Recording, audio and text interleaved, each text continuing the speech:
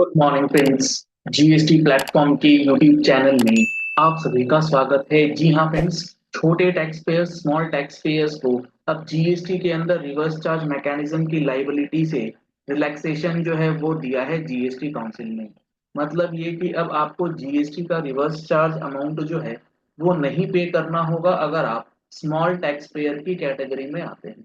कौन सी एंट्री है, क्या उसके अंदर अमेंडमेंट किया गया है और किस तरीके से आपको ये रिवर्स चार्ज का बेनिफिट जो है मिलेगा, कल 55th जीएसटी काउंसिल की मीटिंग के अंदर इस पे डिसीजन लिया गया है, जिसके बारे में आज हम लोग इस सेशन में डिस्कशन करेंगे। भी रहिएगा इस वीडियो के एंड तक। आपको पूरी तरीके से इसके अंदर जो रिलैक्सेशन, जो रिलीफ, जो एग्जम्पशन, जो वेवर दिया गया है फ्रॉम रिवर्स चार्ज, वो आपको क्लियर हो जाएगा। अभी आप सबको पता होगा 2024 के अंदर जुलाई के महीने में रिवर्स चार्ज मैकेनिज्म जो है वो मैंडेटरी किया गया था और उसमें ये बोला गया था कि 10 अक्टूबर 2024 से अगर आप अपने प्रीमाइसेस का रेंट पे कर रहे हैं, लेट सपोज एक पर्सन है जिसका एक शॉप है जो कि कमर्शियल प्रॉपर्टी के रूप में वो अपने रेंटेड प्रीमाइसेस के रूप में यूज कर रहा है, लेकिन जिसका वो प्रीमाइसेस है वो पर्सन अनरजिस्टर्ड है। तो अनरजिस्टर्ड पर्सन को जब आप रेंट का पेमेंट करते हैं तो उस पे रिवर्स चार्ज की एंट्री जो है वो दी गई थी और ये इफेक्टिव हो गया था 10 अक्टूबर 2024 से। अब यहाँ पर 10 अक्टूबर 2024 से जब ये एंट्री डाली गई, उसके बाद काफी सारे सवाल जो है वो उठाए गए कि जो स्मॉल टैक्स पेयर्स हैं, बेसिकली कौन से टैक्स पेयर्स, जो कॉम्पोजिशन टैक्स पेयर्स हैं, उनके लिए ये एक्स्ट्रा बर्डन हो जा रहा था। क्यों एक्स्ट्रा बर्डन हो जाएगा? क्योंकि इस पे 18% का जीएसटी आरसीएम में पे तो हो जाएगा, लेकिन उसका इनपुट टैक्स क्रेडिट का बेनिफिट उसे नहीं मिल पा रहा। तो इन चीजों को लेकर के एक नई एंट्री जो ऐड करी गई थी 10 अक्टूबर से, उसमें से कॉम्पोजिशन यानी कि स्मॉल टैक्स पेयर्स को बाहर किया गया है। अगर मैं आपको पहले एंट्री दिखाऊं फिर इसका एनालिसिस करेंगे तो आपको चीजें और भी क्लियर होंगी। यहाँ पर आप देख पा रहे हैं, to exclude the tax payers registered under the composition scheme from entry number 5AB। अब यहाँ पर ध्यान दीजिएगा, एंट्री नंबर है 5AB। यहाँ पर दो एंट्रीज हैं। एक एंट्री वो कहती है कि आपने जो प्रीमाइसेस ले रखा है वो रेसिडेंशियल ड्वेलिंग है लेकिन आप बिजनेस पर्पज के लिए यूज कर रहे हैं, उसको यहाँ पर रिलैक्सेशन नहीं दिया गया।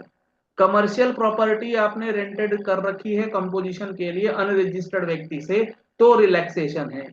तो यहाँ पर एंट्री नंबर 5AB जो इंट्रोड्यूस किया गया वाइड नोटिफिकेशन 9/24 डेटेड 8 अक्टूबर 2024, जो किसकी बात करता है? रेंटिंग ऑफ एनी कमर्शियल और immovable property other than residential dwelling, यानी कि कमर्शियल प्रॉपर्टी, इमूवेबल प्रॉपर्टी या कमर्शियल जो आप रेंटेड प्रीमाइसेस के तरह यूज कर रहे हैं उसके लिए। रेसिडेंशियल ड्वेलिंग की बात यहाँ नहीं है। तो अगर आप रेसिडेंशियल ड्वेलिंग में अपना बिजनेस कर रहे हैं, भले ही आप कॉम्पोजिशन में हैं, आपको आरसीएम पे करना होगा। अब इसके बाद लिखा इन्होंने, by unregistered person to registered person what brought under reverse charge mechanism. जो रेंट पे दे रहा है वो अगर अनरजिस्टर्ड है, कॉम्पोजिशन वाला तो रजिस्टर्ड है, तो आरसीएम लगा दिया गया। Further, to regularize the period from the date when the notification 9/2024 become effective, that is from 10th October till date of issuance of the proposed notification on as is varies basis, यानी कि 10 अक्टूबर से ये entry लग गई थी। तो 10 अक्टूबर से entry लगने के बाद ये जो अभी आया है रिकमेंडेशन, इसकी नोटिफिकेशन जिस दिन आ जाएगी, मान लीजिए आपके पास 10 अक्टूबर से ये आरसीएम लगा और इसकी नोटिफिकेशन आएगी अब कंपोजिशन को नहीं देना है 31 दिसंबर को, लेट सपोज। तो 10 दिसंबर से 31 दिसंबर के बीच में जिसने दे दिया उसने दे दिया, उसका कोई रिफंड तिफंड नहीं मिलेगा, वो गया। तो आपको ये समझ लेना है कि अब आपने अगर कंपोजिशन टैक्स पेयर हैं तो अनरजिस्टर्ड कमर्शियल इमूवेबल प्रॉपर्टी की रेंटिंग के ऊपर आपको रिवर्स चार्ज से रिलैक्स किया गया है। अगर इसको इस तरीके से समझना है तो आपको मैं एक एग्जांपल दे करके बताता हूं ताकि चीजें जो हैं वो और अच्छे से क्लियर हो जाए। मान लीजिए एक पर्सन है XYZ, ये पर्सन है रजिस्टर्ड पर्सन लेकिन ये कॉम्पोजिशन में है। अब जब ये कॉम्पोजिशन टैक्स पेयर है, कॉम्पोजिशन में बिजनेस कर रहा है, तो ये किस तरीके से अपना बिजनेस कर सकता है? ये जो प्रीमाइसेस लेगा, ये जो अपना शॉप चलाएगा, ये जो भी बिजनेस कर रहा है ये प्रीमाइसेस लेगा, ये हो सकता है कमर्शियल प्रॉपर्टी हो और वो अनरजिस्टर्ड व्यक्ति की हो जिसका ये रेंट पे कर रहा है। तो इस पे आरसीएम लगाया गया था विद इफेक्ट फ्रॉम 10 अक्टूबर। इस आरसीएम को अब रिलैक्स कर दिया गया है अगर ये कमर्शियल थी।